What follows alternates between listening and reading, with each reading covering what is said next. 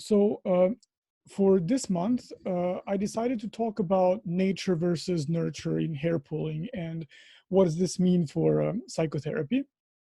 Next month, I've already selected a topic for next month, and we will be talking about the psychological side of hair pulling. My intention is to present a case and show how we worked through the TrickStop program and sort of to emphasize more the meaning of symptoms and how they come about from personal experiences and traumas and what is it that we can do in therapy. Because today we will be talking more about biology and that aspect, I want to showcase the other side as well so that you can get a more balanced view. The reason why I started with this topic is that I've noticed that in the past month or month and a half, many of our clients at TrickStop have asked me questions about, whether or not hair pulling is genetic, whether there are any sort of brain changes in people who pull their hair. So I thought that maybe it would be nice to go over some literature that I think is relevant and give you some of the data that we have now. But don't expect a comprehensive, all-encompassing theory from a biological point of view because, well, I'm not that ambitious or that brilliant. And second of all, there's really not that much.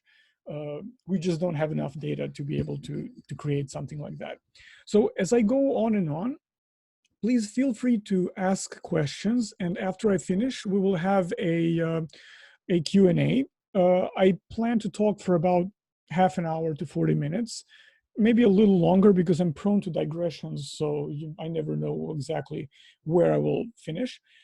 There is a Q&A button somewhere on your screens, and please use that. There is a chat option as well, but it's much easier for me to see the Q&A part. So use that to ask questions. You can ask about really anything related to the slides or just any question about hair pulling that you have. Really anything goes. So these are some of the topics that we will cover tonight. One is first I will start off by giving you a perspective on mental health that is a comprehensive model. And then I will show you what part of that model we will address today and why it's so important to keep in mind that this is just one part of the picture.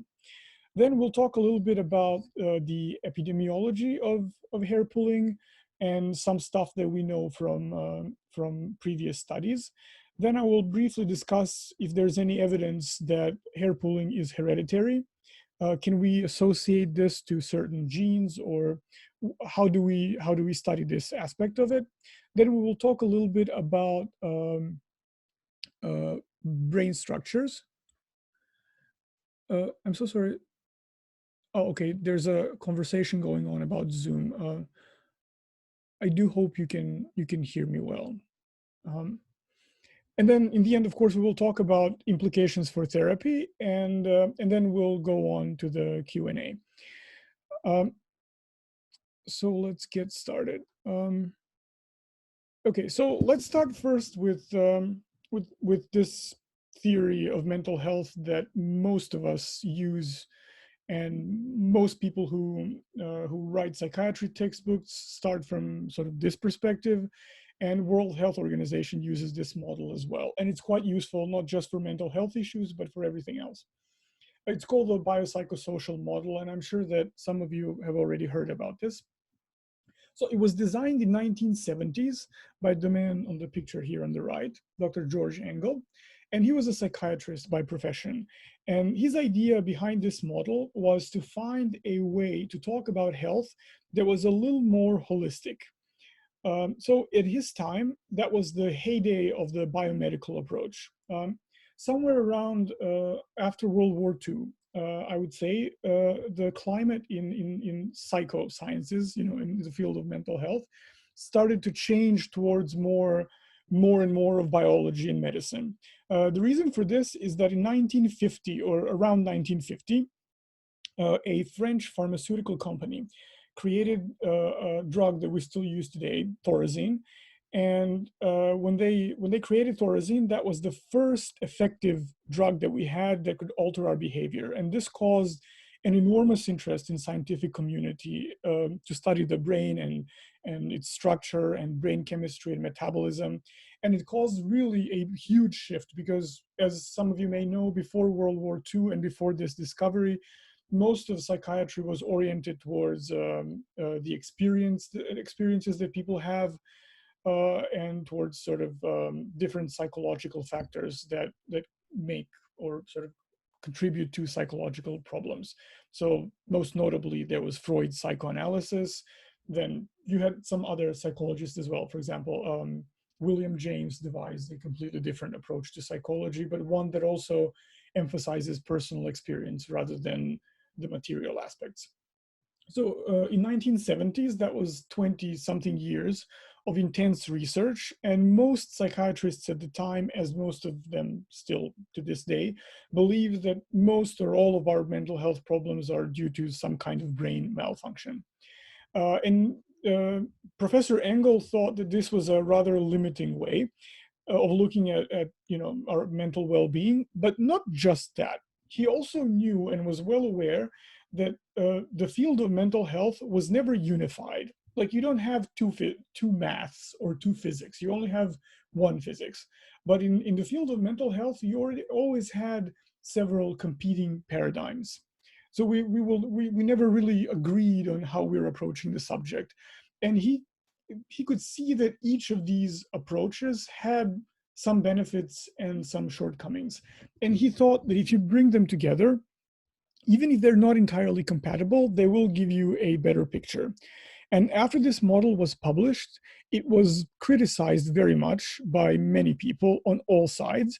And to me, that's in a sense a validation for the model, because neither the sort of the biological folks nor the psychologists, no one really liked to be shown that they have limitations. So everyone sort of criticized the model. But I think with time, it was shown to be quite effective. And since 2002, World Health Organization has been using that as their approach to health in general. And so this is how the model looks like. You basically have three different ways of looking at one issue. You have the biological side, the socioeconomic side, and the psychological side. And for every disease or every mental health problem, depending on what we put in the center, we look at all three factors. So they all have certain causes and conditions that have to be met for a problem to arise. So let me try to give you an example. Well, let's start with something that's very simple, like diabetes, for example. I mean, that obviously has biological factors, right? It's an issue related to insulin secretion. However, diabetes is not just that. There are many psychological factors, for example, that can affect the way whether or not you're compliant with your medical treatment. And there are socioeconomic factors that are incredibly significant here, because diabetes type 2, for example, is related to unhealthy lifestyles. It's related to having a sedentary lifestyle, to obesity, to the kind of diet you have, and all kinds of things. And so you might think that this is psychological, but it's not just, it's also very much socioeconomical, because the kind of food you eat is not just a reflection of how educated or enlightened you are, as we would like to believe sometimes. It's also about what you can afford to eat. If you want to buy organic vegetables, they're expensive. But if you want to buy a Big Mac, it's, I don't know, $3, or cheeseburgers are $1. I don't really go to McDonald's, so I don't know. But sort of in that sense, some people can only afford to eat junk food, and that means that they're more likely to develop certain diseases. So something that is a biological disease is also a socioeconomical disease. And the same thing goes for mental health problems as well. So if you take something like schizophrenia, for example, there is a lot of biological background behind it, especially people who have been struggling with schizophrenia for a very long time. There are many studies that show that there are visible structural changes in the brain that take place. But at the same time, the experience of psychosis is something that is very much psychological. And in fact, it's not just psychological in a sense, this person is hallucinating. There are some neuroimaging studies that show that when you hallucinate, for example, It's not that you're just seeing something that's not there because your brain chemistry has gone crazy. It's also because your visual, the part of your brain that's in charge for processing visual stimuli is active. So you are in fact seeing, and your psychological experience is real, even though what you may be seeing is not. So your perception is very much real. So the biological and the psychological are equal in that sense. And then there are many social factors that come into play. For example, even symptoms of schizophrenia are not the same in different cultures. There are some studies that I read that say that different, for example, as you move, for example, from Western Europe towards Eastern Europe and then Asia, you will have different types of hallucinations. So even the kind of symptoms we produce have to do with where we grew up and what we believe in and stuff like that.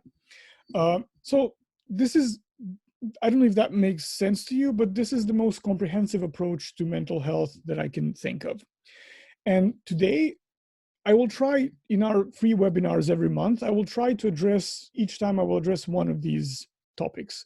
So today we're only dealing with the upper circle, with the biological factors. The reason why I'm explaining this model is because I really want to emphasize very strongly that this is just a part of the whole picture, but it's not the whole picture. And in fact, as we go on, you will see that even the biological picture is not really one picture. It's more like a bunch of fragments scattered around. So let's first see what epidemiological studies show us. They say that we have at least two subtypes of hair pulling, of trichotillomania. And these are childhood onset and adolescent onset types. So this may seem like a very random division, but it's not. And it's one of the findings that's actually very useful in clinical practice. You will see that some of the things that are being studied are not very useful. They're not going to help you heal. They might give you a different perspective on the problem, but at this point in time, none of these theories are usually elaborate enough to lead to practical solutions. But this one is specifically because we know that the childhood onset trichotillomania has a better prognosis than when symptoms start in adolescence. So when symptoms start at the age of about 13 and 14, and then after that, chances are that in psychotherapy, it's going to be much more difficult to treat them. Not impossible, but more difficult. So the longer basically you have symptoms, the earlier the onset, the easier it is to treat. It sounds sort of counterintuitive if you think about it, but that is what statistics show us. Then another thing that we know, and that I think all studies agree on, is the female to male ratio. This specific ratio is from the Synopsis of Psychiatry from the 10th edition. It says that it's 9-1, so overwhelmingly in favor of women having to struggle with hair pulling. Different studies will give you different ratios. I read one that said 6.5 to 1, but it's always in favor of women. Then another study shows, for example, that it's not as rare as we thought that it was. Because when you work so I started my career, I'm a physician so I went to medical school, and now I work as a psychotherapist. But for a while after medical school, I worked in a psychiatric hospital. And in that kind of setting, you rarely have people who come forward and say, well, I struggle with hair pulling and I need help. And then even in psychiatric textbooks, so I just mentioned the Synopsis of Psychiatry, which is maybe the most popular textbook that we have. You have about 2 pages about hair pulling, and maybe overall, I don't know, 10 pages about different types of body-focused repetitive behaviors, but not more than that. Because it is very rare that people come with this complaint. However, the problem is not at all rare. So the prevalence that's mentioned in the textbook that I have is between 0.5 and 3.4% in the general population. Personally, I believe that the number is much higher because there's a lot of stigma and shame related to the problem, and people are very reluctant to say that they struggle with hair pulling. In fact, it happened to me in face-to-face therapy many times that clients will come to therapy, and then we will have 1, 2, or 3 sessions, and they will talk about this or that, and then I would be almost confused as to what is it that we're doing here, what's the complaint. And then after maybe a month they will tell me, well, I struggle with hair pulling or I struggle with skin picking, because they both you know belong to a same broad category of body focused repetitive behaviors, and they all carry a lot of shame with them. And so I think these numbers may not necessarily be reflective of how common the problem is. And even 3.44% for a mental health problem is not at all rare. And then there's this last stat that I think is also very important to mention, which is that about a third of people who struggle with hair pulling are also likely to chew or swallow the hair that they pull. And so this in itself wouldn't be very significant if it weren't for the complication that this carries with it. About 1/3 of this group, so 1/3 of 1/3, will develop something that's called a bezoar, which is a very ugly French word, and it denotes really a collection of hair in your digestive system. It's like a sort of hairball, for the lack of a better word. And this can grow and can actually obstruct your intestines and cause complications. The most extreme complication would be obstruction, for example, which sometimes has to be resolved surgically. And then in other situations, it can cause less prominent, but then quite insidious symptoms. So I remember one client, it was about a year ago, so we worked on hair pulling, but one of the things that she complained about, not as a main complaint, but something that would sort of be present in our correspondence, was that she felt really exhausted all the time and tired all the time. And then it occurred to me at one point to say that maybe she should just check her, just do a blood panel and see what comes up, because I was thinking that she might, because she was swallowing the hairs that she would pull, and I thought that if she has a bezoar, even a smaller one, what it does is causes small bleedings in your bowels, and then especially if you're a woman, you lose a lot of iron because of periods, and that can lead actually to anemia, which turned out to be the problem for this client. So they can sort of cause further complications. Sometimes they're discovered because people have high white blood cell count. They cannot be explained otherwise.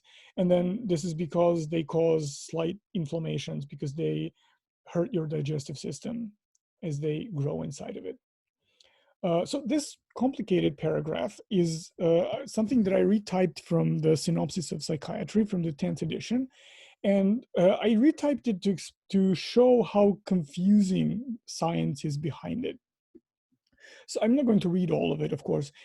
So it starts by saying it's regarded as multi-determined. When you see this in a psychiatric textbook, that just means we have no idea what causes it, basically. And then it says that it has been linked to stressful situations in more than 1/4 of all cases. This is very vague if you think about it, because you can connect nearly anything to stressful situations.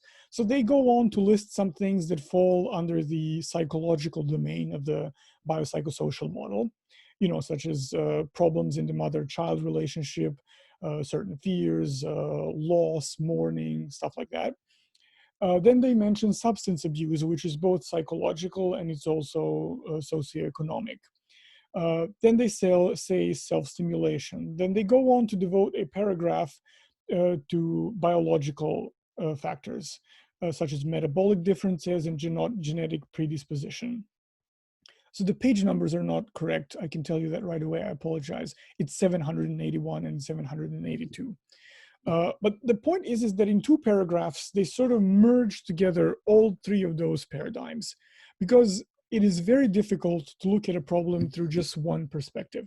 And when I have clients in the Trick Stop program who come and say, well, this is all genetic or this is all biology, I always like to talk to them about why is it they see it that way. And you will see throughout my presentation, I will come back to this and explain it a little more.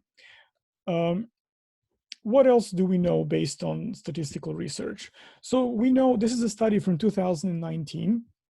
We know that there are 3 different clusters of patients. So this is another way in which you can divide trichotillomania. Cluster 1 is the simple trichotillomania, meaning you only pull your hair and you have no other problems whatsoever. Then there's cluster 2, which is what they named depressive trichotillomania, which is the coexistence of depression and hair pulling. And then there's cluster 3, which they call the complex trichotillomania, which usually includes several comorbid conditions, meaning hair pulling plus depression, or hair pulling plus OCD, or hair pulling and skin picking or excoriation disorder. And so what this paper discusses essentially is that as you, in cluster 1, it's very easy to sort of decide how to treat it. You use psychotherapy, different types of CBT or habit reversal trainings, because that is what's most effective. But in cluster 2 and cluster 3, which cover over half of all cases, there is always a question what to treat first. If you have depression and trichotillomania, for example, do you first treat trichotillomania or do you first treat depression? In complex TTM, do you treat OCD or do you treat hair pulling as an aspect of OCD or as something that's separate from OCD, and so on? This is also one of the interesting and very frustrating things about science behind hair pulling, is that they will isolate very interesting components and then they will say there are many questions. So to me, as a clinician, this is a very interesting distinction, because I think I very rarely see pure hair pulling. There is usually an issue associated with it. And then it really is a question that I don't think can be answered generally, but it is a question that is very important to answer for each individual client, which is if there is a coexistence of depression and hair pulling, how do we address both together? And whether we should first address depression, for example, or whether we should first address hair pulling. So in practice, I've had cases where you decide for one or the other, or you sort of deal with both problems at the same time. But when I was reading this study, I was wondering if I can, from my own experience as a therapist, if I can find a solution. And unfortunately, I don't think there is a general answer to that. And this is, again, this is a limitation that we will come to see time and time again as I present the research that's being done, which is that it opens up very interesting questions, but they rarely provide answers to them. So how about heredity? There's very little data for this. I searched and searched and searched and tried to find some, something reliable and something specific, but it was really very difficult. So these are some of the findings that I have for you. One is that we know that there are elevated rates of hair pulling in first-degree relatives. So if you struggle with hair pulling, chances are that someone in your family does too. But elevated rates don't mean that necessarily they have to have hair pulling. And elevated rates at best imply correlation. Correlation does not really equal causation. So we can't say that it's hereditary just because it's present in a family. Then another thing is that if you suffer from hair pulling, chances are that your first-degree relatives, so your siblings, your father, your mother, that they suffer from a mood disorder such as depression or bipolar disorder or dysthymia or cyclothymia or one of these, or an anxiety disorder. So that, at least, that doesn't tell us that it's genetic, but it does tell us that sort of problems tend to come together. And when we talk a little bit more about the brain and the brain structure, you will see that there are some connections between hair pulling and anxiety disorders. And finally, there was one gene that I've managed to find, which is the SAPAP3 gene, which seems to be associated with excessive grooming in humans. There are some studies as well on knockout mice, For those of you who are not familiar with the lovely term knockout mice, those are mice where we switch off a gene, for example, and then we'll let them grow and observe their behavior, and then see the effects when that gene is turned off or when it's sort of hyperactive. And there is that association, but the study that I found is very careful to say that it's only association, so they don't make a direct connection. They imply that there might be some, but they don't make the actual connection. So what about brain structure? These studies are most interesting ones to me. There was one study that was published in May, actually only a couple of weeks ago, um, that studies people who suffer from hair pulling for several years. And what they found is that people with chronic trichotillomania have reduced thickness in certain parts of their brains, specifically in the left frontal cortex. So that's basically the part of the brain that's behind your forehead on the left side. As the longer you suffer from trichotillomania, the thinner the cortex is. This study has one major limitation that I have to point out right now, which is that they don't have a control group. So what they do is they took a bunch of people who suffer from hair pulling, and they looked at their brains and measured the cortex and found these differences. And there was a correlation between the persistence of symptoms, meaning how long you've been suffering from hair pulling, and changes in the thickness, or rather the reduction in the thickness of the cortex on the left side.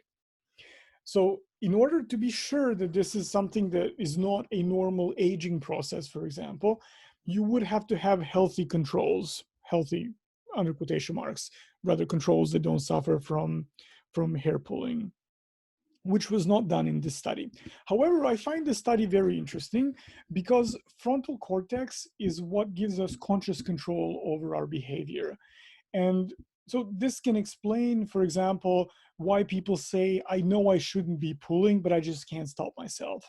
Or I tried to stop myself, but I just couldn't. Sometimes my clients describe this almost as if sort of their hand just does the pulling. Like you're there, you're witnessing it, but you just cannot seem to stop yourself. And this could be explained by the reduction of cortical thickness. One other thing in the study that they discussed, because they didn't have healthy controls, so they couldn't really say whether or not these changes would be present in older people anyways, is whether or not this finding just means that people who have reduced thickness are more vulnerable to develop trichotillomania, or if these changes are hallmarks of a progressed disorder. So basically, whether the changes are due to trichotillomania or if these changes make you more susceptible. I hope you can follow this. I'm trying to explain it as simply as I can. Meaning it can be a consequence or a risk factor, essentially. So they don't know. Then, so this study was about reduction in thickness. But if you think things are that simple, well, of course they're not. There are many other studies, two of which I cited above, that actually find increased cortical thickness in some regions of the brain. So there was one study that found excess cortical thickness in the inferior frontal gyrus on the right side. So in the frontal cortex on the left side, you have reduced thickness, but then on the right side, you have increased thickness. They found reductions. Okay, so they found volumetric reductions in the right amygdala and the left putamen. I will show you on the next slide where these structures are and what exactly they mean. I know that this probably sounds like Chinese. And they found some changes in the shapes and size of certain subcortical structures. So I'm going to go on to the next slide so that I can show you images of a brain, well, sketches of a brain, and then show you what does what and how this relates to trichotillomania. Um, I don't like this image on the right. It's not very precise, uh, but all the other ones that I could find online were actual brain scans or photographs of brains, and I really didn't want to gross anyone out. So I thought these might be less graphic. So I hope you can see my cursor here. So this is the frontal cortex. This is where we have the thinning that was found in this study. And then the other changes that were found in other studies were the green structure here, the amygdala. So the amygdala is usually connected to the frontal cortex, so they tend to cooperate. Frontal cortex is related to something we call executive functions, but without going into details, let's just say for the purposes of this webinar, to sort of the conscious decision making and control we have over our behavior. Whereas the amygdala is in charge of processing some of our emotions, namely anger and anxiety. This structure was known for a long time, and we've known that it's related to anger since 1930s. There was a very gruesome experiment that was done. Two scientists whose names I can spell but really cannot pronounce. They took monkeys and then they removed the amygdala from their brains, and then they observed their behavior. And it turns out that when you remove this part of the body or the brain, what you get is a very docile monkey. So a monkey that has no sense of fear, but also doesn't really get angry. So from this, they concluded essentially that amygdala has to do with processing aggression and fear. So the amygdala is really very tricky. On one hand, it's connected to the frontal cortex, which means that it tells us if there's danger or it tells us that we are upset. But on the other hand, it also has connections that are very quick. So there are some studies that show that even before you consciously realize that you are in danger, you have already reacted to danger, basically. So they react and they work very quickly. So this is one aspect, one brain structure that seems to be altered in people who struggle with trichotillomania. Now, if we go over to the right image here, there are two other structures that I would like to show you. One is this, I don't know if you can see my cursor here.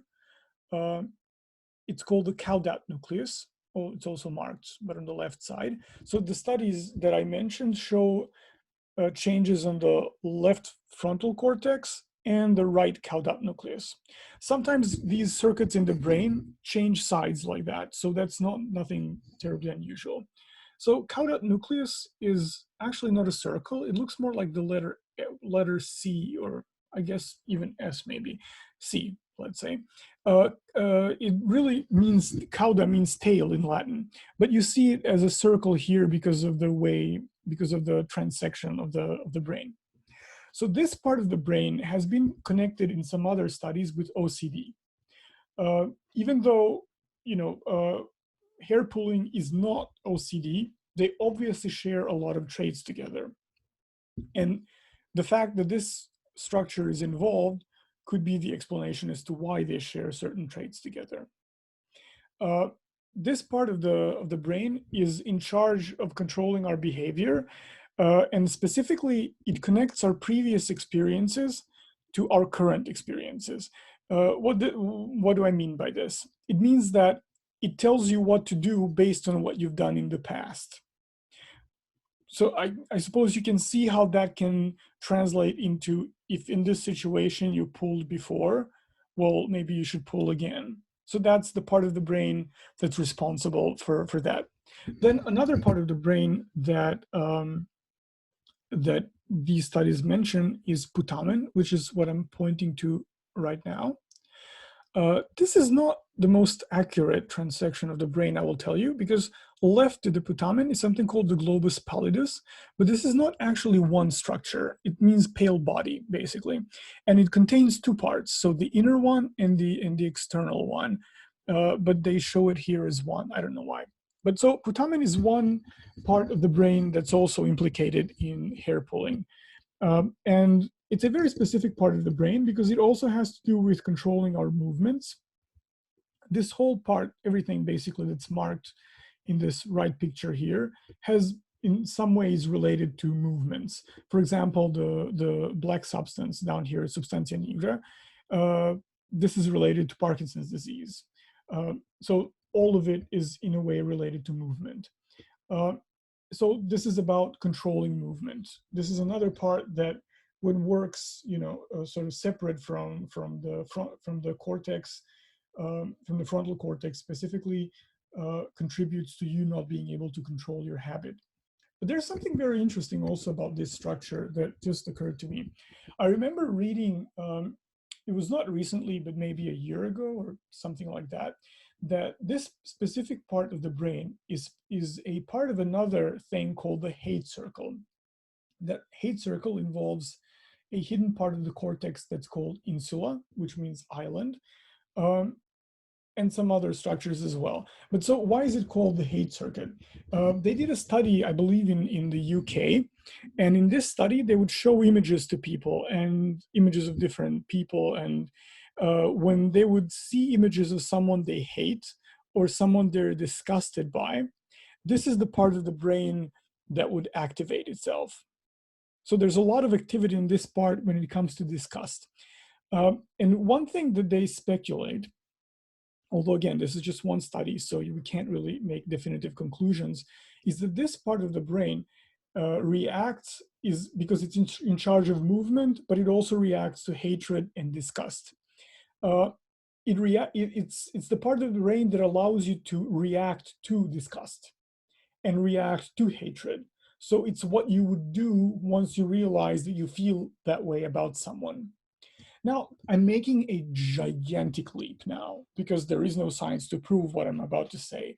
But one thing that I know from therapy and from clinical work is that usually the hair pulling is not only followed with a lot of shame, but there is usually so for example, to give you a practical example, after my last webinar about anxiety, I mentioned self-compassion. And I received some emails and questions and comments from people who were almost put off by the idea of being compassionate to themselves.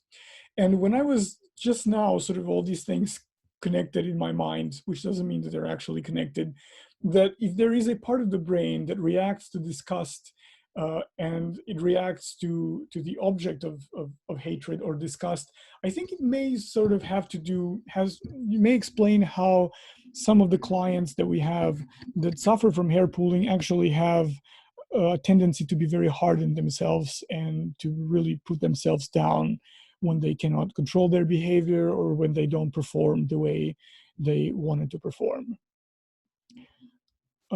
I hope let me see if there's something else that I skipped here. I think that's about it when it comes to these brain images. So as you can see, there are very interesting findings, but they're all sort of partial and fragmented. And it's very hard to sort of create a theory, a biological theory of hair pulling based on these studies. But you would think that since the biological sort of paradigm is very strong in psychiatry today, that it would produce some decent solutions, but unfortunately, it really doesn't. Currently, there are no drugs approved by the FDA to treat specifically trichotillomania. So there's absolutely nothing that is officially approved to treat hair pulling, which doesn't mean that there are no drugs that can help you. It's just that there's not enough evidence for something to be officially recommended. There are some small studies here and there that show the efficacy of certain supplements or drugs, but for FDA to approve something, you need to have a lot of evidence that it works.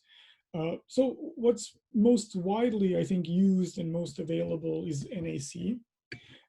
And I quoted a study above where I got this information from.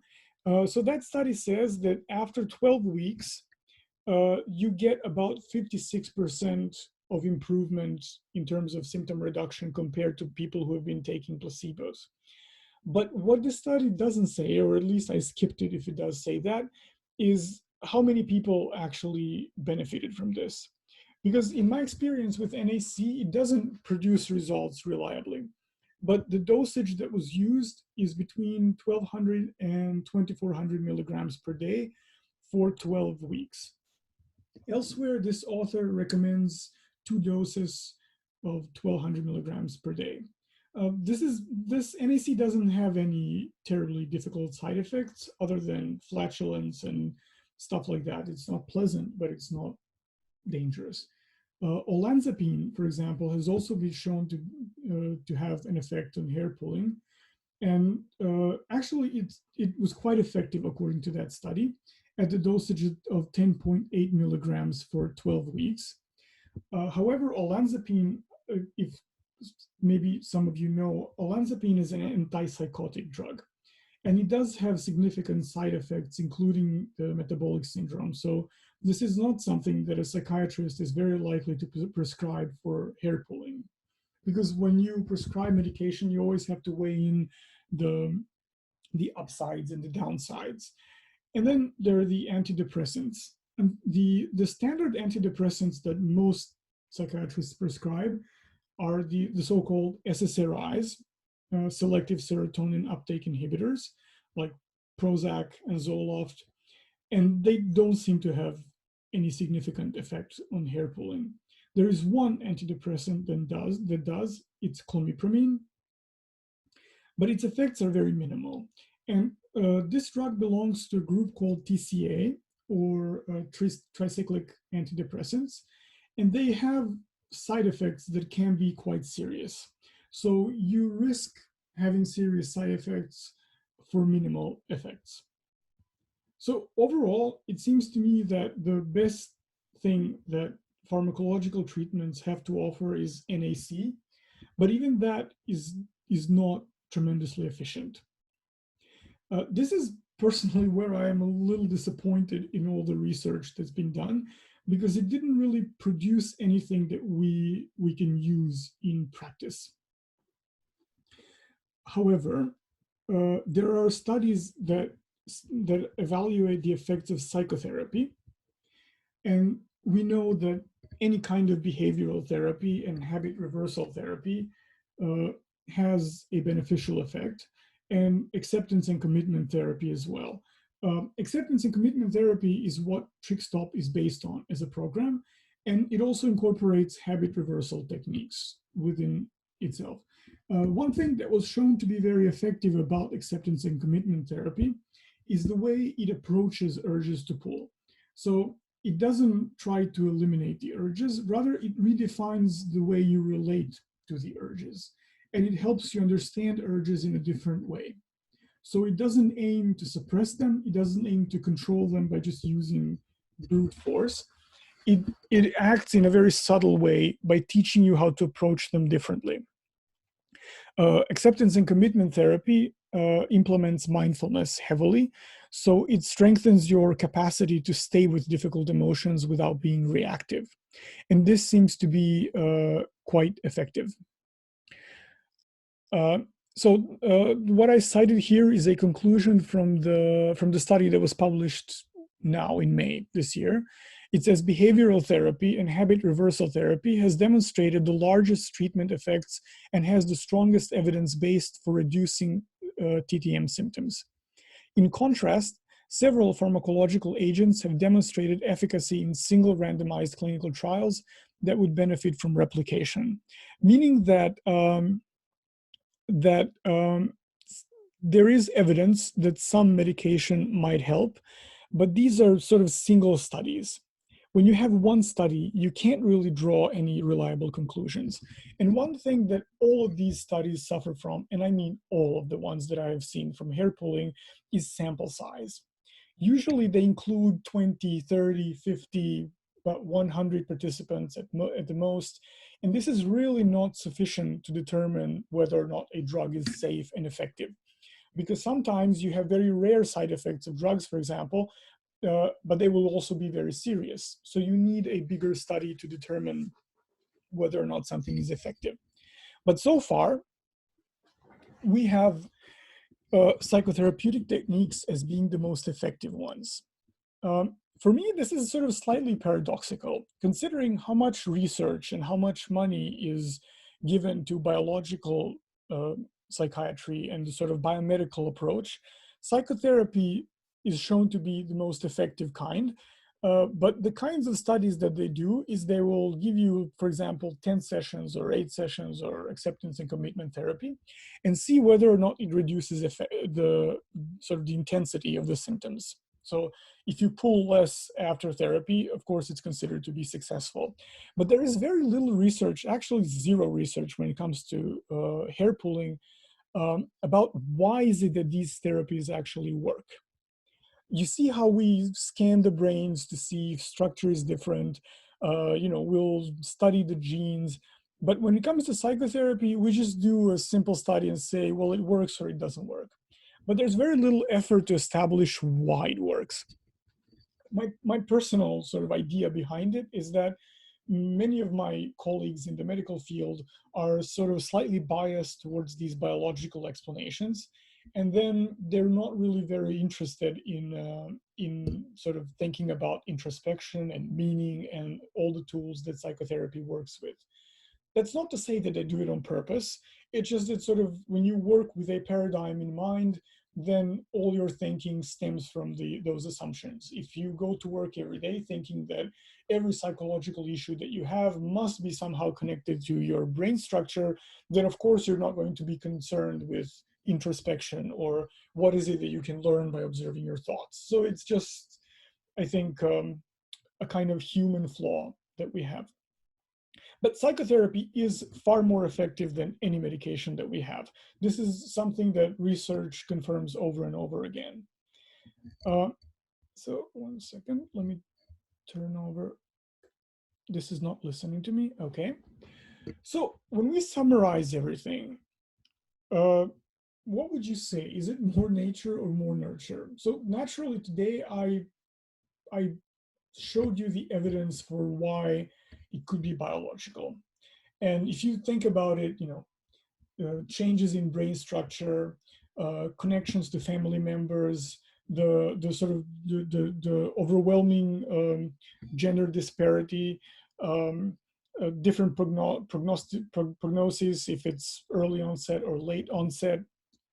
These things really do point out that it could be something that's dominantly neurological, or at least is strongly influenced by biology. But right now, I would like to offer a slightly alternative approach to seeing this. What you see is a Rorschach plot. I used it on purpose because it represents nothing, and yet we all see something in it. So when you say that ratio of women to men is 9:1, is this because of the chromosomal structure and differences? Well, I guess could be, but I think there is a more earthly explanation to that, which is that we live in, no matter where you are currently around the world. I mean, I'm talking like everyone is from the US, but I know that we have people attending these webinars and watching them from different countries. But no matter where you are, chances are that you have different gender roles and different expectations from men and women. It doesn't matter whether or not they're equal under the law, that's one thing. Another thing is what society and your family expects from you. And men and women having different experiences growing up and different expectations will tend to react in different ways. There are also certain mental health problems that are more common in men than they are in women. Autism, for example. Another thing would be suicides. Men tend to kill themselves successfully more frequently than women. Would you say that it's because they only have one X chromosome and not two? Or because women don't have the Y chromosome? I don't think so. For me, a more earthly explanation and more simple explanation is that some of these things have to do with the culture that we live in, or at least the personal experiences that we've had. One thing that we know, and that the psychiatry textbook paragraph that I quoted in the beginning, is that it has to do with traumatic events, for example, and that can be connected to all kinds of traumas, including sexual abuse, something that statistics tells us is more common in women, for example, unfortunately. So that could explain the why women more commonly suffer from hair pulling. We've had explanations that family members are more likely to be depressed or anxious if you have trichotillomania, or that first degree relatives are most likely to suffer from the same problem as you are. Yes, one of the ways of looking at it is that it's genetic in influence, that it's genetic in origin. But another way to look at it is the way that family therapists would, which is that certain behavioral patterns are learned. When we grow up, we look at our parents, we look at the people that we're growing up with, we look at our siblings, and we sort of internalize some of their behaviors. We internalize their values. We internalize the dialogues that we have with them. So just because something happens in one family or in a few generations in one family, that doesn't make it genetic. And also, even if there is a genetic, I'm not sort of arguing with science now. I'm just trying to offer an alternative perspective to that. Uh, for example, in my family, both of my parents have had heart attacks. Both of my grandfathers died from heart attacks. One of my grandmothers also had heart problems. That makes me literally a genetic time bomb. But does that mean that this is my destiny? Well, not really. I can take care of my health. I can exercise. I can eat healthy. I can, go and have regular checkups. So even if there is a genetic predisposition, it is not necessarily implied that this is our destiny. We've had the studies that show that there are brain differences in people who suffer from hair pulling as opposed to people who don't, and that the longer you have trichotillomania, that you're more likely to have certain changes, namely, if you remember, the changes in cortical thickness. Is this proof that this is something biological? Well, I guess that's one way to understand it. But let me offer some research that might show something else. So in addition to being a psychotherapist, I also teach mindfulness. And since I went to medical school, I really do like science and I love to read these studies. And in the past decade and even 2 decades, I think the research on mindfulness has simply exploded. And it has given us so many remarkable insights, not only into the effects of mindfulness, but also about our brain structure and whether or not sort of the kind of brain that we have is necessarily what we have to live with. So there are studies of Tibetan monks from Tibet, from Burma, Nepal, India. There were studies done in Germany and there were studies done in the United States. And these studies show that these Buddhist monks have very different brains than we do. There are some structures that they have that are smaller than an average person that is not a Buddhist monk. For example, the amygdala, much smaller, which makes them less aggressive, right? They have their cortical thickness overall tends to be greater than in average people, which means that they have more conscious control over their behavior and their emotions.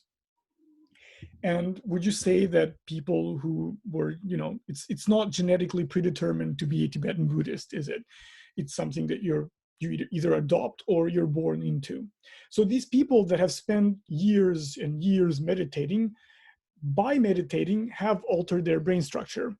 And of course, many of you can say, I'm not a Tibetan Lama and I cannot go to Tibet and meditate for 50 years in order to alter my brain structure so that I stop pulling. And that is not what I mean to suggest, even though there are days when I really do think that I should go to Tibet and spend the next 30 years or so meditating.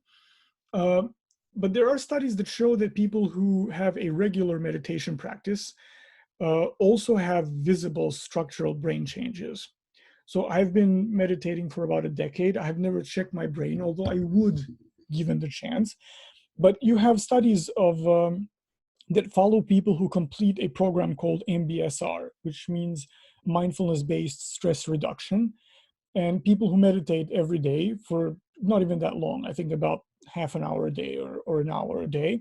And after a few months of regular daily meditation practice, they actually have visible changes in cortical thickness, for example. And what functional imaging shows is their amygdala becomes less reactive, which in effect means that after a few months of meditation, you become a less angry person. Your brain actually starts to change because you have different habits and you behave in a different way. And then when these different behavioral changes are sort of imprinted in the structural changes, they become, in a sense, your second nature, I guess you could say. So that's one way to look at these brain changes. You can say that because my cortical thickness is different now, that's just, it is what it is. But on the other hand, you also have a lot of studies that show that this is not necessarily the way things have to be. I remember when I went to medical school, which wasn't that long ago, we were taught that you were born with a certain number of neurons, and then it's all downhill from there, basically. As you get older, you have fewer and fewer, and since these are highly differentiated cells, you're not going to get any more of them. So it only gets worse. But in the meantime, since I graduated from medical school, we've learned so much, and this paradigm is now changing. So we don't have to look at brain structure as being something that we can never overcome or alter. And so finally, we move into a more practical territory. This man on the left, if you've been on my webinar on COVID-19, maybe you remember that picture. This is George Kelly. He was a mid-20th century American psychologist, and I can freely say my personal hero. And next month, when we talk about how the psychotherapeutic process works, and when we talk about how to heal psychologically and how to discover why we pull and what does it mean to pull, I will heavily draw on his theories because he was an incredibly original thinker, and he has influenced a lot of subsequent psychologists. And I think nearly every CBT psychologist has taken many of his ideas, often in a very distorted way, but nonetheless. So he's very influential and very, very original, but he's not exactly a household name. So I like to promote Kelly any chance I get. So when he created his theory of personality, it's called the sorry, my brain just blocked. It's called the psychology of personal constructs.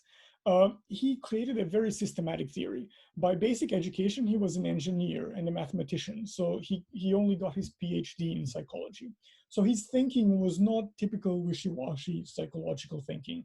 He was a very strict, structured thinker. So when he was creating his psychology, he started with very general things like what is his philosophy of how the world looks, what is his theory of knowledge, so and so on and so on. So we have a lot to draw on when we talk about different paradigms and different ways of approaching pulling. So Kelly started his theory with something he called the philosophy of constructive alternativism. This sounds very fancy, but it's really very simple. The gist of it is that we really don't have any immediate access to the world. Like all we can do in science as well is create different models of the world, right? So we can see experimentally whether or not these models work, but we can really never jump out of our own skin and out of our own eyes to confirm that our theories correspond to reality. So Kelly said basically there are infinitely many ways that we can envision the world. Some of these will work better, some of these will, not work at all. And that's the only measure of whether or not we should use them. That was his initial position. And there is one part of this that I really like, where he's in this quote. I'm not going to read all of it, but basically in it he says that everything we think about the world, and about hair pulling as well, is subject to revision, meaning we have to update and change the way we think based on the results of our theories and our thinking. And then he says, I'm going to read this part specifically. He says, no one needs to paint himself into a corner, or themselves rather. This was written in 1955. No one needs to be completely hemmed in by circumstances, and no one needs to be the victim of his or her biography. I think when I read these words, and I was, I think, still in medical school back then, this no one needs to be the victim of his biography, I think that's where I immediately fell in love with Kelly's thinking, is that for him, the basis of our thinking, scientific or otherwise, is sort of our personal agency and our creative power. And he thought that the way we think about the world is only limited by what our imagination can come up with. So how is this related to science, you may ask? So Kelly says that, so every theory, including a scientific theory, is just one interpretation of the world. So, for example, a psychoanalytic approach to hair pulling would be just one interpretation of hair pulling. This biological approach to hair pulling would be just one interpretation of hair pulling. And he says every theory that we have has to be able to describe to describe the phenomenon that it deals with, and it has to be able to predict it. Because why is it that we even have science? It's so that we can predict and control things. If you have a theory that explains something but doesn't really give you any tools, then it's not a very useful theory. It doesn't matter whether or not in some purely philosophical sense it's true. If it doesn't offer you any tools, then what good is it?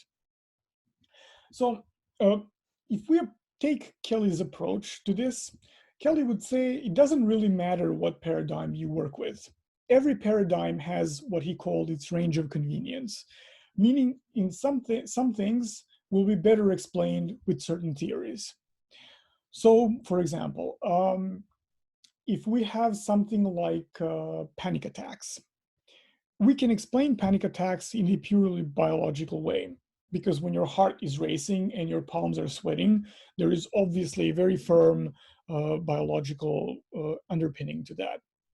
But unless you want to medicate yourself for the rest of your life, consciously, you can change that with psychotherapy.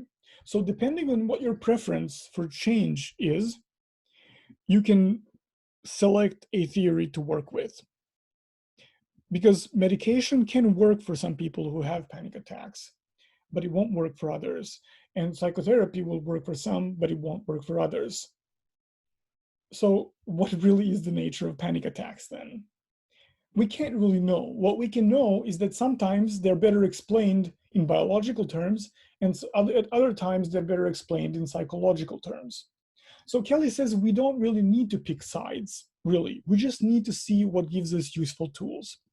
For example, even when I was in medical school, I was always very much attracted to psychotherapy because I always liked the idea of changes coming from me. So this is just me speaking for myself. This is not any scientific theory. But for me, the idea of taking an antidepressant when I'm depressed means that I am taking a pill that is going to alter my brain chemistry and then consequently make me feel better, which of course is a legitimate way to deal with it. But in my own mind, I prefer to be able to change things myself. Because in my head, when I'm taking a medication for something, that's not me, that's someone else or something else changing me for me. I like to change the way I want to change. So for me, psychotherapy was kind of a natural approach. It just sort of came in naturally. Compared to that, you have my sister who will tell you within 5 seconds, like, is there a pill for that? Like, don't make me think about what this means to me and what my mom said when I was 6 years old. Just give me a pill. So it depends also on the person, and it depends on the problem which theory we will choose. Basically, we don't have to discount psychology and we don't have to discount the biology. We just have to see where they work. And then there's this last quote, and then I promise I will stop there, where Kelly says, events do not come around and tell us how to do the job. They just go about their business of being themselves. The structure we erect is what rules us, meaning, the hair pulling cannot speak and say, I'm biological, or I'm psychological, or I'm socioeconomic, or I'm because, I don't know, dancing unicorns and rainbows. Hair pulling is hair pulling. But how we see hair pulling, which approach we take to it, is what will determine what options we have. And the reason why I say this, and I will finish after this, I promise, is that whenever I see that people sort of come to therapy and say, here I am in therapy, let's just do some habit reversal to minimize the damage because all of this is biological. How I often understand this, although it's not always the case, but this is my sort of go-to explanation, is that by saying this, people sort of close off certain avenues of thinking. When they say, well, this is just a bad habit that I have, it means absolutely nothing. And it's in no way, connected to my personal experiences. Um, it makes me wonder whether or not that person is maybe reluctant to actually examine his or her personal experiences. Uh, I don't have any opposition to people seeing it that way because, you know, I don't know. You always know because it's your experience that we work with. But if it's so random and if it's so meaningless, then why does one person, for example, start pulling their hair, another person develops panic attack, a third person will become depressed, and a fourth person will look at the previous three and say, why are you even taking this seriously? Right, because the very way that we process the world and how we react to the world usually comes from our experience. So even though sometimes psychological explanations may not be the best ones for a person, if you feel reluctant to go into the psychology, I actually encourage you to do that, because that may mean that there are some aspects of it that you resist, not necessarily that there's nothing there for you. And with this, I would like to stop now, and I will start answering your questions because I see that you sent quite a number of them. So let me get started. You can still send questions, of course. Let's see. What was the part of the brain called that was related to hate? It was called putamen. It's a very ugly word.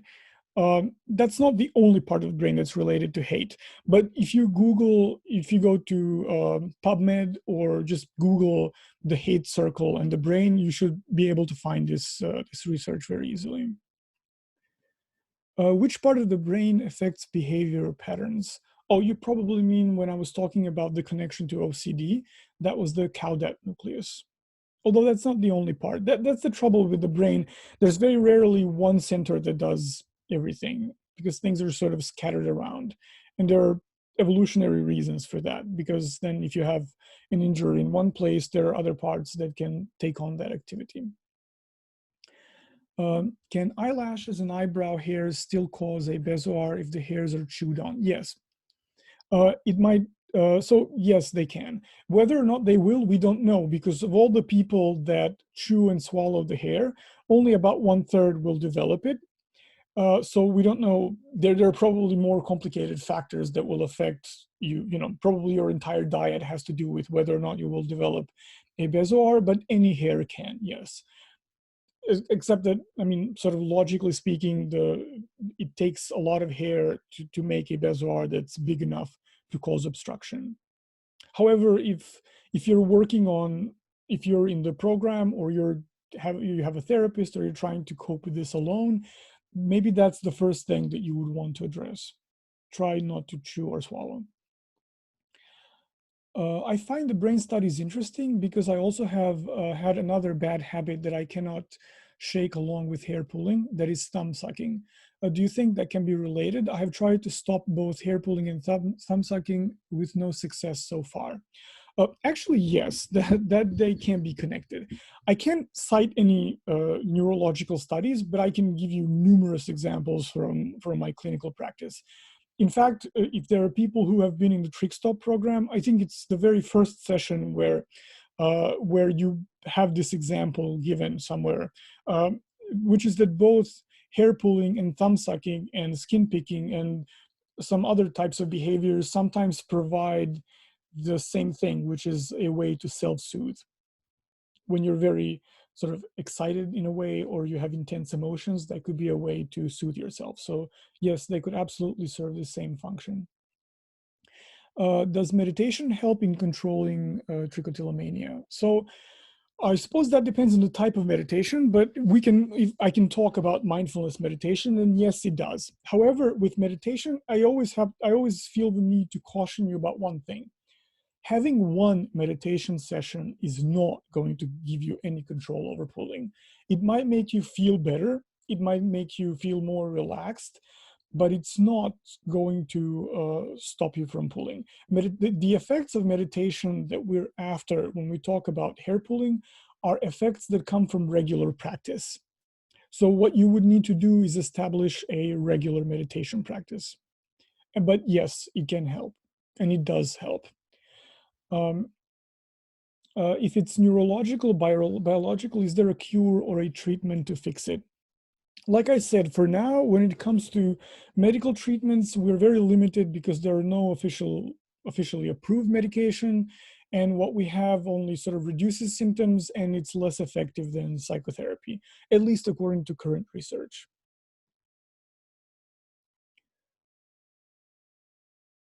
Okay, so which part of the brain does that relates the past with the present? So I was talking about the caudate nucleus, but that's only related to learning.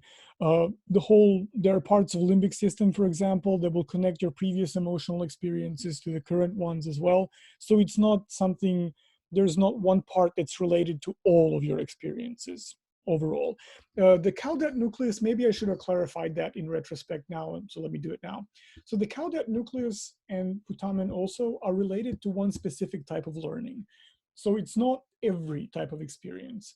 It's about something called implicit learning. So implicit learning is the kind of learning you do without knowing that you're learning. And this is also how oftentimes we form these spontaneous habits, is when you just do something so many times that it sort of uh, just grows in as behavior. That's the kind of connections that we're talking about and the types of learning that we're talking about. You were describing a part of the brain related to hate, which you connected to possibly being the reason some people have trouble with self-compassion after hair pulling. Yeah, that was also putamen. It's part of the basal ganglia. And that connection, that explanation of with self-compassion and people being hard on themselves was an explanation that I really came up in the moment. There are no studies to my knowledge to connect that. If there are people who have funds and want to do that study, by all means email me. I would be more than happy to participate. But I'm a clinician, so for me, when I read these studies, my main line of thinking is how can I translate this to clinical experience and relate this to my clients' stories? Because as much as I love reading science, it's not useful to me if it's that abstract. You mentioned that childhood onset has better recovery on average than adolescent onset. What strategies have shown to yield the best results? My daughter developed trich when she was about 2 years old. It's simple, trichotillomania, so the cluster one thing. And we have tried almost everything with no change in behavior. She does in cycles where she pulls less than other times, but nothing really works. We have tried everything and she's now 8 with no eyebrows. Hopeful to learn any new strategies to stop or ideas for simple TTM that has lasted 6 years now since infancy. So since she's so young, that is difficult indeed, because so for example, when we work with clients in the Trick Stop program, they're usually adults or 16 and above. So most of the techniques that I can offer are for adults. There's something that comes to my mind that you can do. When we have clients who have a lot of mindless pulling, when you just sort of catch yourself pulling and then you don't even know what you're doing until you're already doing it for a while. I sometimes recommend that they use the habit aware bracelet. It's not going to stop you from pulling, but it can signal when you reach for it. So you can sometimes stop yourself. Alternatively, for example, she can wear a bracelet that makes some kind of noise when she moves her hand. But since she is this little, it is very difficult. I just don't feel very qualified to offer any specific techniques. But if you like, what you can do is you can email me. So you have 2 email addresses here on the screen. The support email is for anything program related and financial related to money and payments and stuff like that, if you want to join the program. And if you do, make sure to ask them.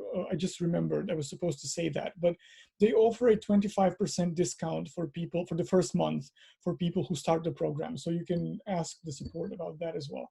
But with this specifically, you can email me to my to my email directly, and I can ask some colleagues around who work with children and see if they have anything to recommend, because I have never worked with someone who is 8 years old and has and suffers from trichotillomania. So these things that I suggested is something that adults could use, and I'm not sure if it would work for someone that young. But I'm willing to ask around and see if I can find something in literature for you. What is the difference between CBT and ACT? So CBT is just a blanket term for cognitive behavioral therapy. Um, there are many of them, and ACT is just one type of cognitive behavioral therapy. So acceptance and commitment therapy is CBT as well.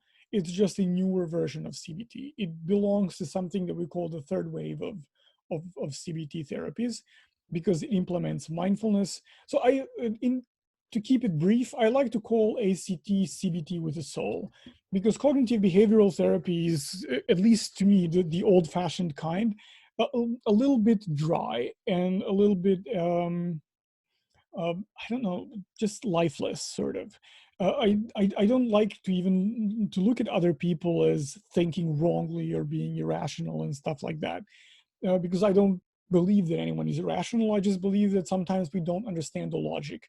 So the old-fashioned kind of CBT is not my cup of tea. The reason why I like acceptance and commitment therapy is because it goes a little bit deeper in terms of understanding who you are as a person, what values you have. It teaches you not to correct yourself and think logically, but to develop a relationship to your emotions and to different ways of thinking.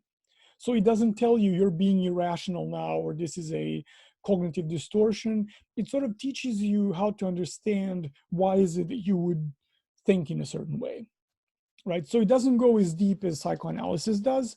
It certainly doesn't go as deep as Kelly's theory does, but it does go deeper than standard CBT, which is why I like it, because it has a very nice balance to it. So you have clients who like to emphasize the cognitive aspects and the behavioral aspects, and some others would like to emphasize mindfulness. Some would like to sort of dig in deeper and understand more about their symptoms, and ACT can offer all that, whereas I think standard CBT is technically slightly limited. But overall, I think it depends on the practitioner. Uh, did you say that mindfulness-based stress reduction is called MDSR? No, it's MBSR. I talk very quickly, so if I said MDSR, I really apologize. It's MBSR, mindfulness-based stress reduction. So it's not a type of meditation. It is an 8-week program that teaches you how to meditate and how to use mindfulness to reduce stress in your life. It incorporates mindfulness and yoga and some elements of CBT as well. It's a really good program. You can, I believe there's like a free self-paced program online, but a lot of hospitals nowadays offer it for free, and or you can find private instructors for some reasonable price. There's also, speaking of which, I always like to recommend free resources. There is a book called Full Hazard Living by John Kabat-Zinn. He's the guy who sort of constructed the whole program. And in that book, he elaborates all of the details. So if you like to do things on your own, you can just purchase that book and read and learn about it on your own. It does help to have a meditate. If you want to learn to meditate, so even though I'm a meditation instructor, you have ways to do it for free. So if you have a Buddhist temple, for example, next to you, you can go, and I'm sure they would be able to teach you for free, because they don't charge for dharma. If you give them money, you give them money, but they're not going to ask you for money. And they're not going to indoctrinate you into Buddhism because they don't really care about converting people, but they will teach you to meditate. So there are many free ways that you can do that. I like, for me, I like MBSR, and I like the kind of meditation that I teach because it's always in a group, and it's much easier to implement a habit when you have people to share it with and discuss it with and learn from. So that's my preference. But if you like to work alone, there are absolutely enough resources for that. Um, a long-time puller here, over 40 years, who has been able to quit for what will be a year pull-free. Oh, congratulations. I will share that I was only able to do this from taking a spiritual route. I revisited a traumatic past life memory, and after that, I released a huge ball of shame. I know this is quite an alternative view, but I wanted to share this. Well, thank you for sharing this. So in my work with, I've never had anyone sort of do anything related to past lives, so I don't know much about that. But in my experience, spirituality tends to play a very big role for people because it does. William James wrote very nicely about psychology of religion and very respectfully. And he wrote in his book about religion, he wrote that what religion and our spiritual beliefs give us are a kind of overarching beliefs. They kind of sort of bring us all together as a person. They give us our ethics, they give us our values. So in that sense, sort of clinging to your spirituality can be a great thing. And also another thing that people can do is implement, if you pray, if you go to church, for example, you can implement prayer and mindfulness. There are even mindfulness apps for Christians specifically, where you get to contemplate or contemplate on biblical verses and stuff like that. So absolutely. That sort of falls into a different category that we will talk about in some other webinar. That's why I didn't bring it up here. But congratulations for your year free of pooling. That's a very big deal. Have you found any correlation between ADHD in girls, teens, and hair pulling? Any studies on ADHD medication and improvement in hair pulling? Well, actually, there are some case reports that certain medication that's used for ADHD, the stimulant medication, can actually make it worse, can make you pull more. Not always and not for everyone, but there are case studies that show this. But I have never seen that someone was on ADHD medication and they stopped pulling because of that. But what happens sometimes is that when your attention is regulated and when you don't feel as hyperactive, your anxiety levels also drop. And then as a consequence, you pull less, because anxiety and stress are really very common triggers for pulling. So maybe that is what did the trick. Can you please email the recording? So the recording will be, I am recording this, but it will be quite big. But so what you will get, I think someone from TrickStop, I'm not sure who, someone will email the presentation to you, and the whole recording will be available on YouTube, and they will send you a link. So you will be able to watch it again if you want to. Thank you very much. It was very interesting and useful. Well, you're welcome. I'm glad that it was useful for you. What are the similarities with OCD and trick? So I discussed some mild sort of overlap in that we found by doing biological research with neuroimaging. But when it comes to clinical picture, what's the most obvious thing is the sometimes compulsive nature of pulling, and of course, compulsions being a part of OCD. And if you remember with the cluster 3 in that study, OCD and trick also come together very frequently. They're both impulse control disorders, essentially. Is compulsive hair breaking the same as hair pulling? Well, technically the action is different, but it would be diagnosed as the same thing.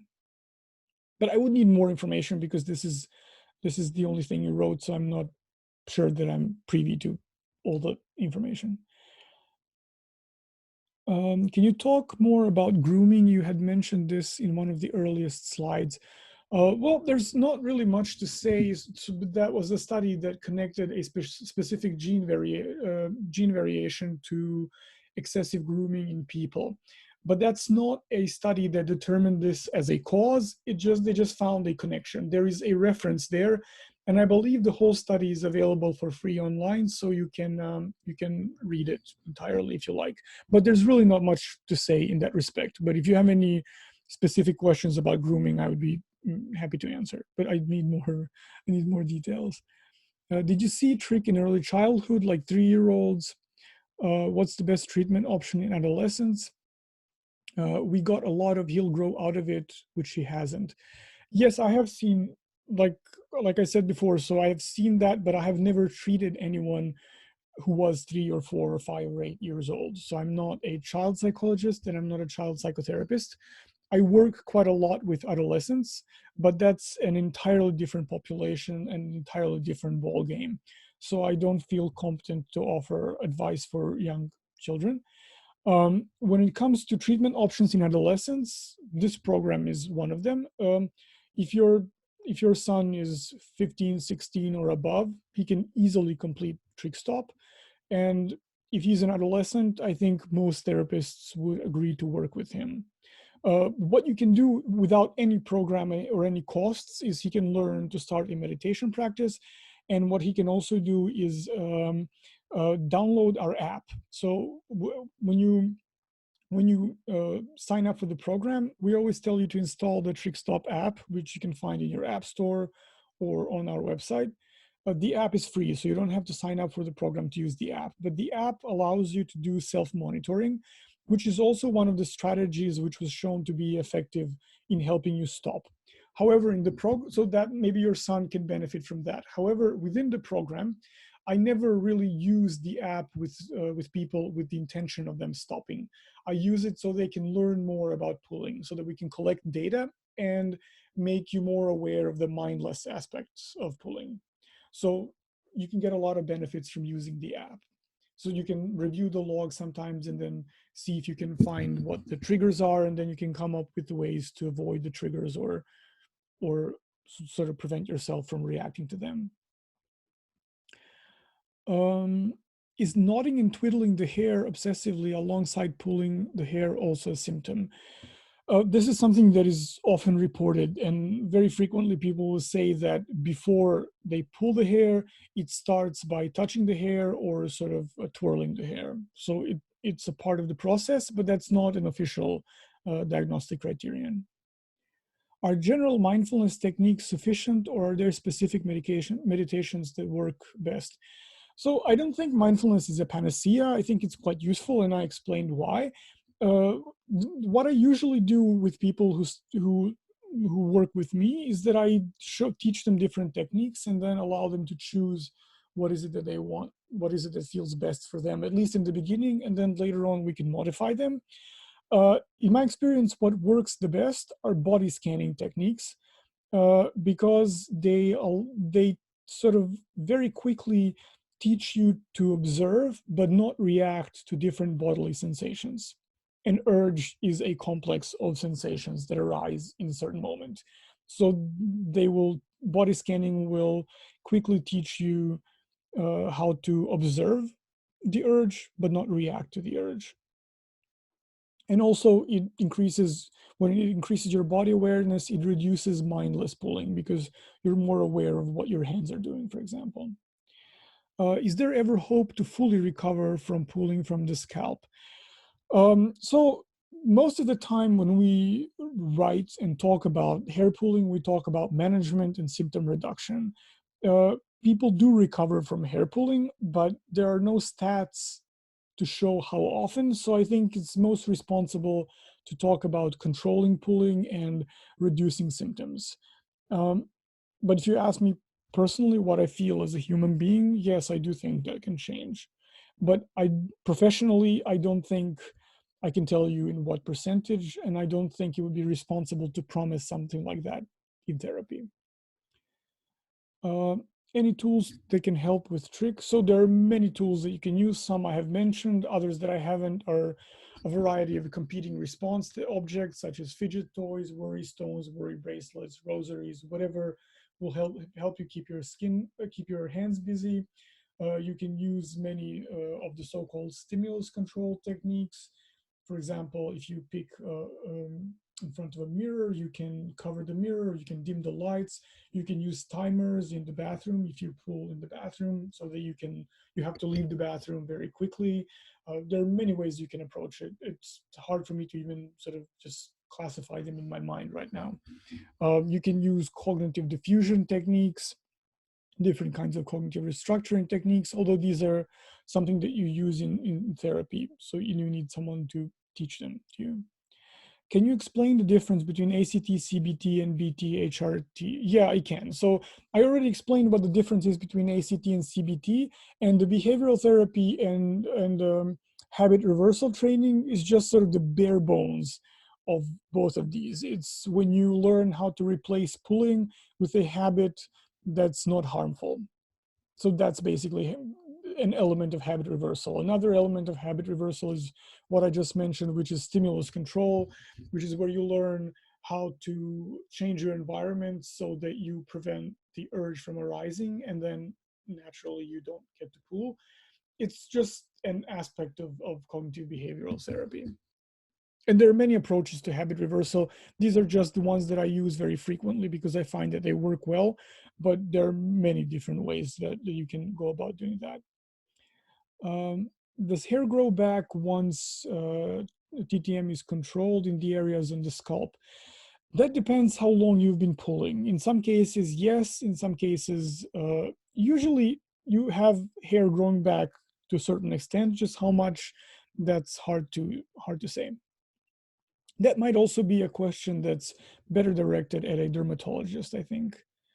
Is nail biting related to hair pulling? Well, both are in the category of body focused repetitive behaviors. So they could be related, but they don't have to. The answer is really this kind of question, I think, will be maybe better answered next time when we talk about how personal experience shapes symptoms. And then you will see why for some people they may be a part of the same story. For other people, they may be completely unrelated. And I don't think statistics can really always tell us that. Um, why do some people only pull out textured hair? Is that a sensory thing? Yes. I was trying to find some research on this subject, but I wasn't successful because that is a very interesting thing. So for some people, it's why they pull is because of how it feels to pull the hair out. Sometimes it's the kind of mental space that it puts you in. I think most of you can relate to those moments when it's almost like you're in a trance and then you're not feeling or thinking about anything specific. You're just sort of in pulling. So that's for some people. And some people like to pull hairs that have specific texture. Some people like to pull hairs and then look at the root of the hair. So there are many different aspects to hair pulling that may be your preferred thing.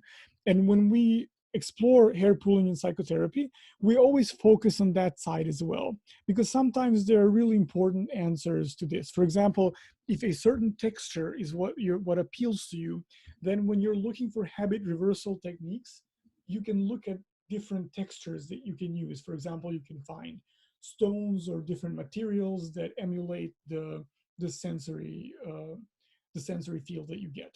So you can use that as a habit reversal technique. That exploring exactly what in the process of pooling is the source of gratification is something that can be really very useful. Thank you for this. Well, again, you're welcome. If there's a schizophrenia, if there's a person with schizophrenia in the family, grandma and my mom, having a schizogenotype, would TTM and OCD be a sign that schizophrenia will show its symptoms at a later stage? Well, that's not very likely. So this seems like a very complicated family situation. So I don't mean to oversimplify, but in general, when you look at schizophrenia, it is a mental disorder that usually arises in adolescence and early adulthood. So the older you are, the less likely you are to develop schizophrenia. That doesn't mean that at some point or at some stage you may not have like a short psychotic episode, but one episode and having schizophrenia are vastly, vastly different things. So if you're, let's say, 16 or 18 or 22, you have a much higher risk of developing schizophrenia than if you are 40, for example. This is something that's been well established in research. Is a tingling of the scalp related to hair pulling physical or biological? So in my experience, that can be two things. Sometimes people have dry skin, which can cause tingling of the scalp. Sometimes they have a skin condition that hasn't been recognized or diagnosed. Sometimes just using an over-the-counter anti-itch medication can help. But at other times, itching of the scalp and tingling can be a symptom of anxiety. It's not a very common symptom, but it is a symptom that I see uh, quite often with people who pull their hair. So it can be also a sign of anxiety. But my first thing would be to check if there's a skin condition there, because if there's an underlying biological issue, it's much easier to treat that. Do you think taking probiotics once a day can help with urges of hair pulling? Not to my knowledge, which doesn't mean that it doesn't work. It's just that I have not seen any research on this, and I don't think I've had any clients who have used this. There is some research about the gut flora the bacteria that live in our digestive system, affecting our mood and even anxiety levels. But I don't think it's something that's sort of mainstream psychiatry just yet, but there is some research into this, yes. Would you ever recommend that someone redirect their hair pulling habits to another area of the body, or would this only support the behavior?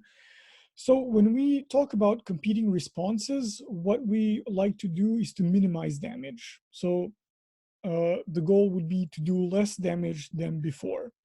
In some cases, I wouldn't, overall, I would say I wouldn't recommend this.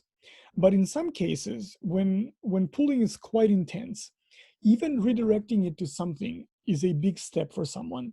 So what we do in therapy sometimes is to first try to limit pulling to one area for a while before we limit, for example, how long someone will pull. Some other people we can limit to, let's say, one hair or limit pulling to 5 minutes. This is all very temporary and only in the beginning stages, because sometimes when you're pulling is quite intense, as you know, it's really hard to stop yourself. And then the more you do it, the harder it gets. And sometimes it's also very hard to resist that initial impulse to pull. So in order to minimize damage, sometimes we will make an arrangement and say, let's pull for 5 minutes and then stop. And for some people, this will really work very effectively. Of course, this is not cure for trichotillomania, I mean, obviously, but it is the first step in taking control over the symptoms. And also, it's another way of taking control, because usually when people talk about taking control, they mean this sort of brutish force of just outpowering the urge, which usually doesn't work. There's a there's a smarter level of control that we have to develop, if you will. A regular meditation needs to be done for how much time on a daily basis? So ideally, I guess you would meditate about half an hour each day. There is a lot of research on the effects of meditation, but there's no general consensus on how long you should do it. Most teachers will say the more the better, but we all have busy lives and not everyone can sit for an hour a day and meditate. For my personal practice, not for hair pulling, but just my daily meditation practice, is 90 minutes. What I will do is meditate 45 minutes in the morning and then 45 minutes in late afternoon when I finish work, or before a webinar, as the case may be. But this is just my practice. In general, what I insist on in the beginning is to develop a regular practice. If you can only sit for 5 minutes a day, that's perfectly fine. Sit for 5 minutes, just make sure that you sit every day. And even if you sit to meditate and you really feel like not meditating, sit for 5 minutes. Just sit with your eyes open, think about whatever you need, but sit for 5 minutes. Because the most difficult aspect of meditation is to establish a daily habit. Everything else, sort of meditating longer and longer, comes easily, because meditating for half an hour or an hour and a half or 4 hours, whatever. This is all a matter of exercising your mindfulness muscle, so to speak. It's really like going to the gym. The biggest part of going to the gym is establishing it as a habit. But then if you want to do weightlifting, you will work your way up to whatever weight you want to lift. It is possible to do, but first you have to go to the gym all the time. And the same thing goes for meditation as well. You have to do it daily first, so focus on implementing it as a habit, and then slowly increase the time. Is there a certain time it would take to get rid of the hair pulling if, for example, you've been pulling for 11 years? So that's not really possible to calculate, because it depends on how intense it is, how frequent it is, also on your willingness to change, how quickly you can change. I find that some people, for example, change so fast that I have trouble believing that they have really changed. But I mean, they obviously have. And some people change slowly. And this really depends on sort of our psychological structure, if you will, more than anything else. And then that's very individual. But next time, if you attend the next webinar, I will talk about how we change and why we don't change sometimes. So maybe you can get some answers there. Does hypnotherapy help with hair pulling? To my knowledge, there's not a single study that evaluates hypnotherapy, but that doesn't mean that it doesn't work. I've recently had a client who was able to stop for 2 years almost with hypnotherapy. But I've also had clients who have tried hypnotherapy and it did absolutely nothing for them. So I think it depends on you. I don't know much about hypnotherapy. That's not something that we'll learn about in medical school. But what I know is that there are some people that are very hard to hypnotize. They're just not susceptible. And then some people who are very easily hypnotizable. So I think it may depend on that. Um,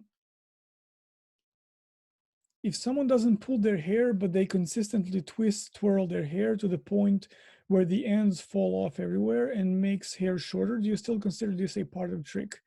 Have you heard of this before? Yes, I have actually. I think we had a question similar to this earlier. So the definition of trichotillomania is very simple. It is about hair pulling.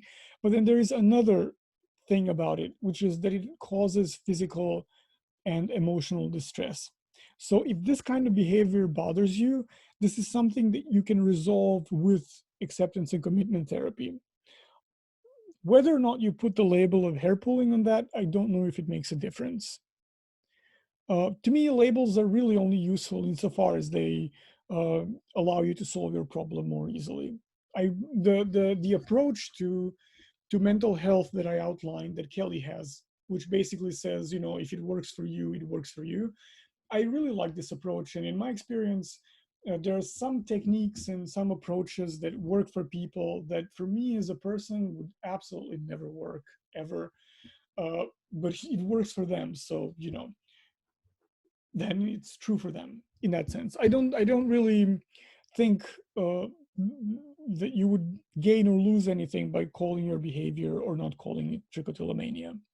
The question is whether techniques will help you, and I think they might.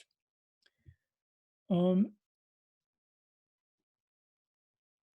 why is it that when normal people pull their hair, so normal was put under quotation marks, they feel pain, but us with trick feel pleasure or relaxation with it, even though it mentally hurts us? So this is not the case, I think, for every person that pulls, although it is for, I think, a majority. Some people do feel pain, and for some people, the pain is the point, and some people pull in spite of the pain. Um, I think we would have to, again, I don't like to give these sort of blanket answers to why something feels good. But one of the generic explanations is that it has to do with self-soothing. So for some reason, for people who pull their hair, this has this kind of relaxation effect, whereas in other people it doesn't. Again, it depends on your experiences. What I would do if I were you, for example, if I wanted to find an answer to that question, is that I would go back to the beginning. I would investigate my relationship with pain in general. I would uh, try to think back when I started pulling and see what was happening in my life back then. Like, how did I think about my hair? How did I think about my body? How did I think about myself? That's usually where the answer lies. Um, I still didn't obviously make the presentation for the next one, but I will do the whole webinar by showing how I did therapy with one of my clients. And I still haven't decided which one because I also need to ask for permission. But one of the clients that I was thinking about was this woman, uh, for her, pulling was in a sense a form of punishment, and it had to do with her family dynamics, and it was self-soothing, but it also referred to her very traumatic childhood experiences. So it was at the same time relaxing and safe, but also re-traumatizing.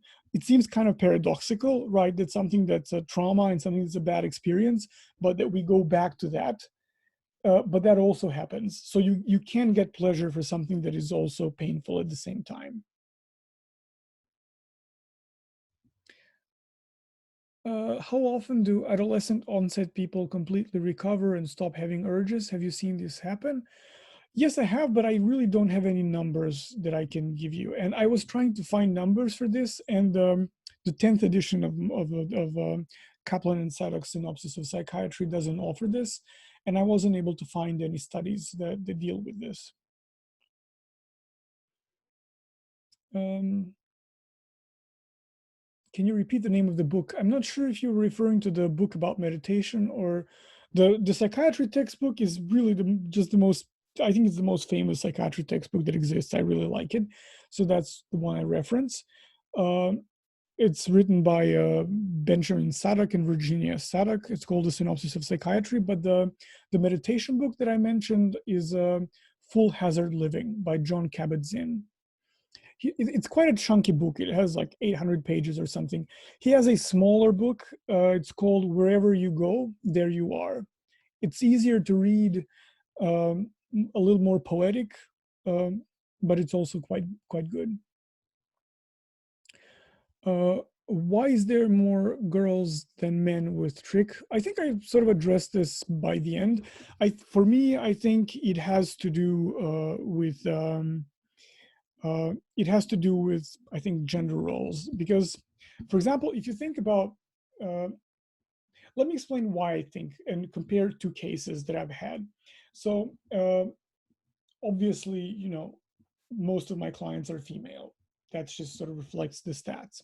And women tend to pull on their scalp the most, and their eyebrows and their eyelashes. Whereas the men that I have worked with either pull their scalp, but much more frequently, in my experience, they pull the hair off of their beards.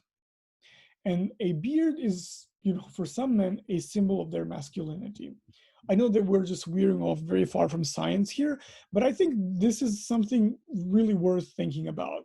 Um, you know, uh, that sort of hair can also be a symbol of your femininity, for example. Not for everyone, of course. I'm not going to generalize here, but I found that this is a very interesting sort of dichotomy that men will pull their beards. And then I remember a few times I always suggest, if people say, well, I pulled the hair from my beard, I would suggest, well, shave your beard. And then people would even get a little upset, like, what do you mean, shave my beard? My beard is my thing. So there is something to shaving what is a, let's say, representation of your gender, or at least an aspect of your personality. So maybe that's one of the ways also to explain it. TTM is pulling someone's own hair, or it might be someone else's. Like, is it related to the pulling hair, the feeling? Is it related to the feeling that you get by pulling your own hair, or is it the fingers? I've seen, not very often, but I have seen clients who don't just pull their own hair, but enjoy pulling other people's hair, like looking for split ends, for example. And I see this much more frequently with people who suffer from skin picking, that they will pick on other people's acne as well as theirs. It is just another aspect of the same problem. And to me, that's one aspect that I feel is very important to think through psychologically as well, because it usually has to do with fixing imperfections. Does NAC work for trich? There seems to be a lot of buzz on forums around this. So I presented that study that said that it does work, but it didn't say for how many patients it worked and for how many it didn't. When I look, many of our clients also use NAC when they're in the program. I don't see any better results from people who use NAC as opposed to people who don't. But then again, the TrichStop program is 8 weeks long, and they recommend that you use NAC for at least 12 weeks. So maybe that's why. And in the past, uh, clients who've told me that they have used it, usually since they show up in therapy, it didn't work. So my personal experience with it, listening to other people and how it works for them, is that it's really a gamble. So it's not, it's not a very toxic substance. So if you can afford it, if you can withstand the flatulence uh, and the digestive problems that it can cause, I don't think you have a lot to lose, and you can try. Can marijuana make trich worse? Yes. In some cases, I've seen actually both effects, and it depends on why people pull the kind of effect that it will have. But I've seen that when people, for example, drink or use cannabis, that sometimes they will pull more because you have less control over your behavior then, and then you're more likely to succumb to the urge. But if the reason why you want to pull is because you're anxious, for example, then using cannabis or alcohol will actually lessen the urges, because both of them have the same effect, which is to relax you. But having said that, neither of them are really, solutions. You cannot use cannabis every day, and you most certainly should not become an alcoholic to cope with pulling, because then you're just adding another problem on top of a problem. Um, what is looking at the root of the hair mean in TTM? There's not a general answer for this, but one thing that you can do to get the answer for yourself is to pay attention. So when you pull next time, take one root, or like one hair with the root, look at it very carefully and just focus on it the way you would, for example, focus on your breath when you do mindfulness, and then just see what thoughts come up.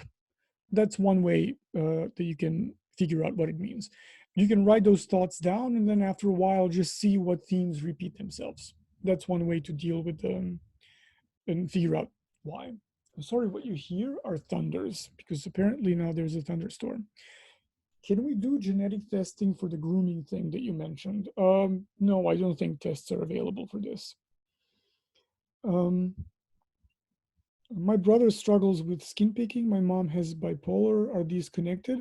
So we talked about this already a little bit. So there's no scientific evidence to say that, but I think it's all worth considering. And also, I'm not sure about your family history, but if you grew up around your mom, having bipolar, and if she wasn't very compliant with medication, I think one thing that's worth considering is that the effect of bipolar disorder, that it can be very stressful on the immediate family, and then maybe pooling can be a coping mechanism for you. But that's just a suggestion, of course. I don't know you. um, Let me see what the next question is. Isn't it a cop out to say that trick is multi-determined? I guess that refers to the quote. Well, uh, I think it's an honest thing to say, because as you can see, some of the symptoms can be psychologically very significant. Some can be so persistent and stubborn because there is this biological element of habit formation. So I think I don't think it's a cop out. Cop out. I think it's a way to acknowledge the complexity.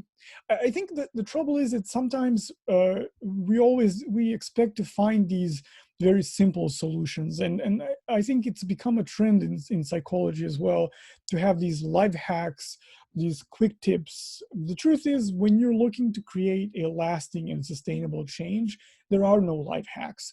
If you have a problem, not just hair pulling, but any problem, for 10 years, there is no life hack that is going to resolve that problem in 5 minutes. If nothing else, just the fact that you've been doing something for 10 years means that the habit will be hard to change. And when symptoms have been present for a very long time, I don't think there are any quick answers. So I think it's very honest to say that, and because I don't think therapists should promise any miracles. I think symptom reduction is achievable in a reasonable amount of time, but to completely restructure and change the way you think and the way you look at the world, that is a long process. I happen to be taking a class on accessing the Akashic records with my intention of getting answers for hair pulling. I came upon a memory that I found to be related to my mother, who I had emotional issues with.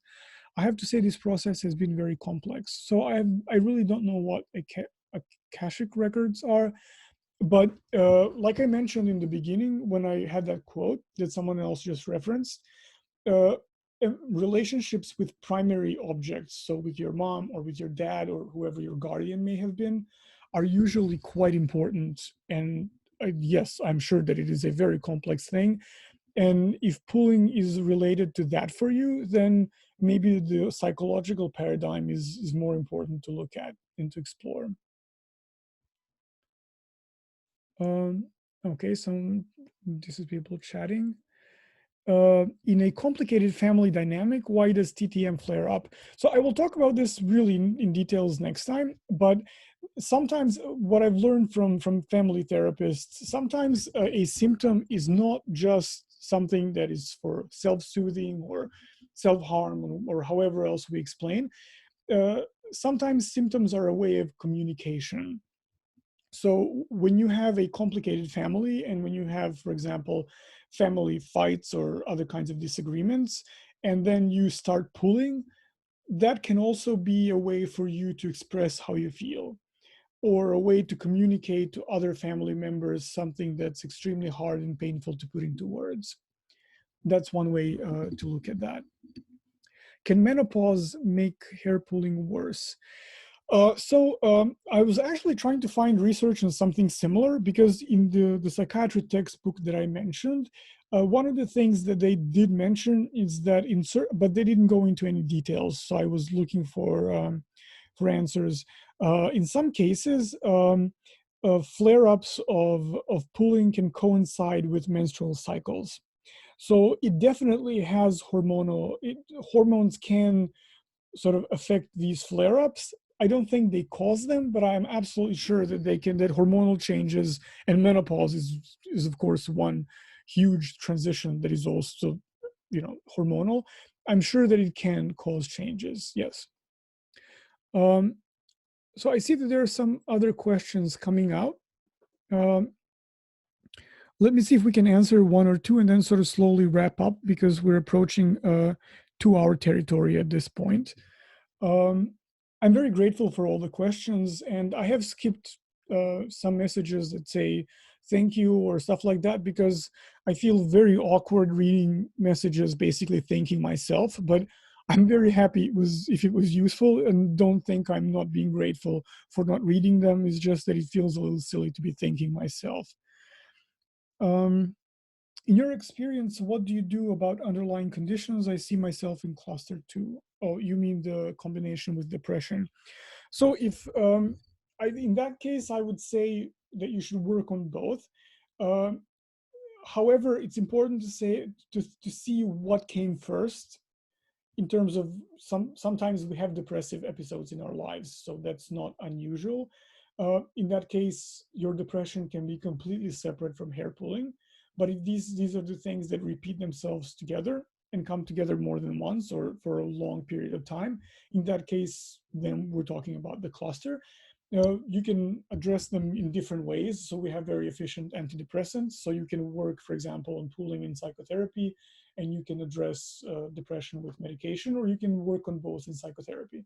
Even in TrichStop, which is very specialized for hair pulling, I always encourage people to talk about whatever they like, because I think our lives don't exist in a vacuum. So it's not possible to ignore other aspects of your life. Okay, so I see some more questions, but I think I have answered them in one form or another. I think this would be a good time to stop. So I'd like to thank you all for attending. There was quite a number of you tonight. And um, I'm glad if this was useful to you, I'm very happy. You have my email here and you have the email of our support team. So you can email us with any questions that you have. Even if you don't want to join the program, but you have some questions that you would like to ask, or I didn't get to your questions because now I see in the chat that there are around 30 something messages that I did not yet even read. So you can ask me via email, regardless of your participation in the program. I would be more than happy to answer. So thank you all, and I hope to see you next month when we will be talking about psychological aspects and how psychological healing works. So thank you and have a pleasant evening.